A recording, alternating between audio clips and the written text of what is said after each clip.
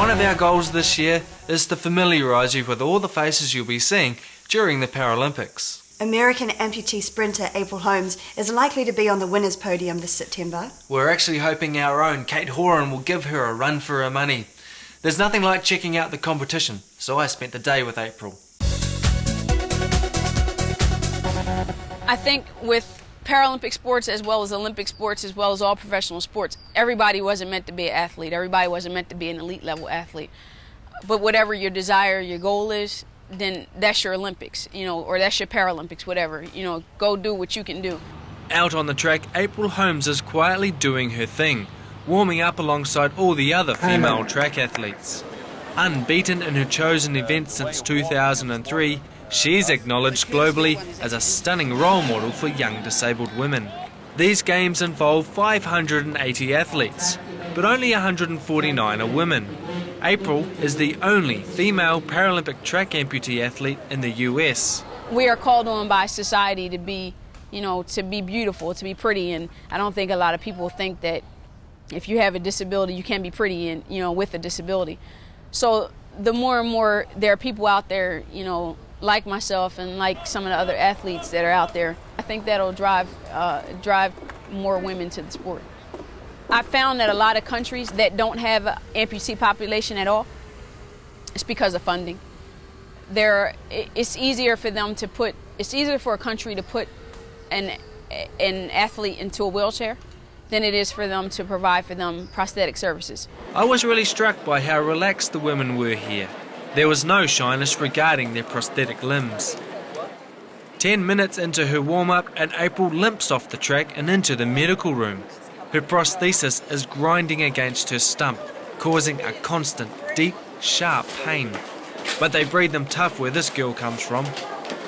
It's really difficult to even walk on, let alone trying to run on it. But I'm a competitor, so I came here to run, and plenty of people came to see me run, and other folks came to compete with me. So I feel like I'm letting some folks down if I don't get out there and at least try. April Holmes has hung around athletics tracks much of her life. My uncle had a track club or whatever, and so all the kids in the city would be part of his track club and things. And I used to go out there and run all the time, and I was pretty successful, out there as a kid and growing up. And I was fortunate enough to get a scholarship to college to run track. And the entire time I was in college, not that I didn't love track and field, but I kept looking at track and field as a way to pay for me to go to college because my parents didn't have the money to pay for me to get an education. Early in her adult life, she drifted away from athletics. Then in 2001, her left leg was amputated below the knee following a train accident. As she lay in hospital, a doctor told her about the Paralympic Games. And so I just kept thinking, you have to do something. You can't just sit here. And I had not known anyone that was an amputee, never knew anything about it. And so my idea was to get back on my feet, to succeed in getting back on my feet. Back on the track, the women are lining up for the 200 metres.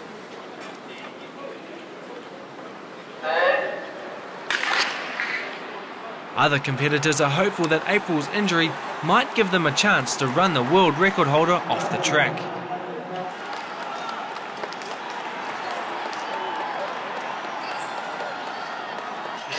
But April digs deep and crosses the line a fraction ahead of her challengers.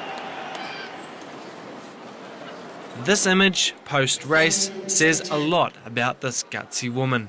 I did literally the best that I could have done because a couple times during the race, I really just started to just stop, and because I just didn't think I had it in me enough to keep going and finish the race. But as time went on, I'm like, you can't let her beat you. You just can't. You got to dig a little deeper, and just dig just a tad bit deeper, and I think you'll win the race. And so that's what I pretty much tried to do today. It was tough. It was really, really tough, and it's funny because after the race was over, I remember Catherine saying to me, she's like, I hate you. But, she came and gave me a hug nevertheless, and she understood, and, she said, I'm going to be right there with you in Beijing. I said, it's going to take a whole lot more than what you ran today to be with me in Beijing.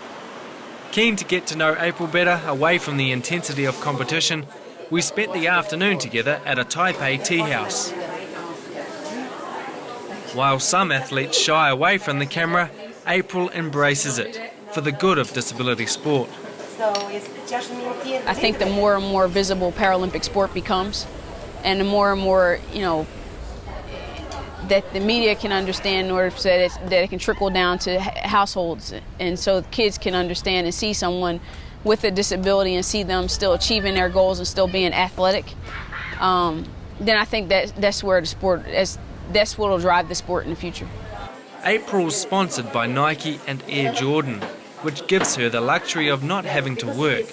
She trains full-time, but she's also established a foundation to support other disabled Americans. As technology advances, there has been talk that one day an amputee will run faster than an able-bodied athlete. April feels that attention given to this possibility undermines the dedication of the athletes themselves. When you see people running these tremendously fast times and these great distances or whatever, it's an athlete behind that. It's a person behind that that's actually powering the prosthetic devices in order to allow them to overcome the lapse in a leg or an arm or whatever. So I think a lot of times people focus on the prosthetic devices, but the main focus to me should be the athlete and the heart and the mind and and the body that it takes to actually be successful in athletics.